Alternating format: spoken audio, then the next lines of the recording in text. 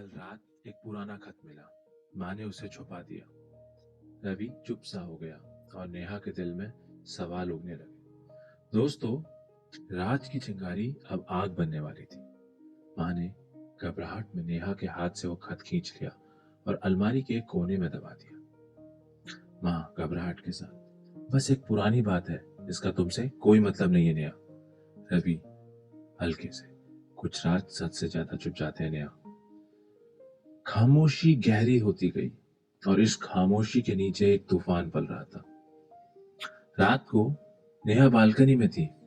हवा तेज, दिमाग में गूंज माँ की बात, रवि की लाइन।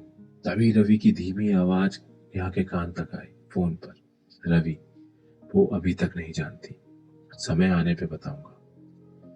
नेहा थितक गई। वो अभी तक नहीं जानती? अब उसके लिए सिर्फ एक चीज बची थी, वो था सच। सुबह किचन में चाय की भाप, माँ बर्तन संभाल रही थी।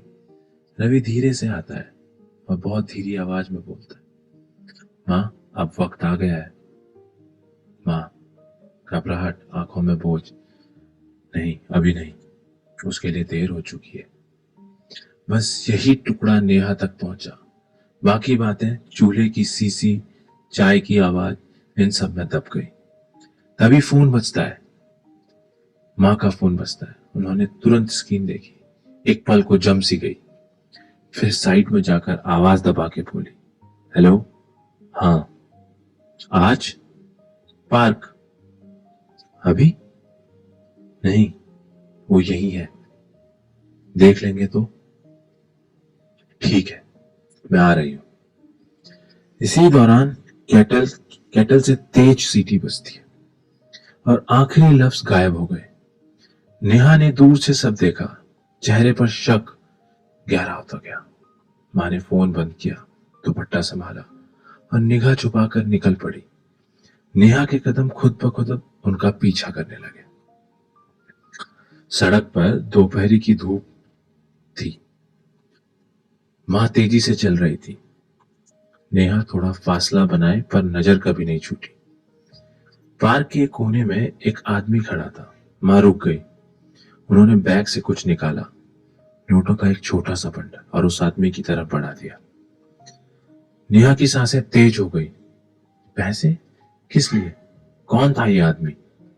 माँ बहुत धीरे से, बस यही कुछ नहीं।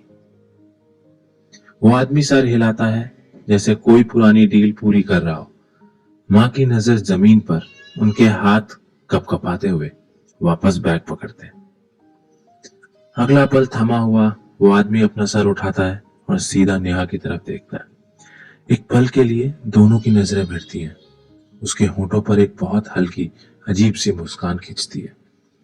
बिना एक लफ्ज बोले वो पलट कर चल देता है।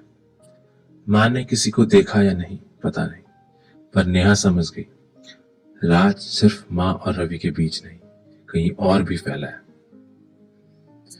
दोस्तों, एक खत, कुछ फिसफिसाहट और पार्क की बेंच पर दिए गए पैसे, ये तीनों मिलाकर एक कहानी का ऐसा दरवाजा खुल चुका है जिसके पीछे अंधेरा ही अंधेरा है।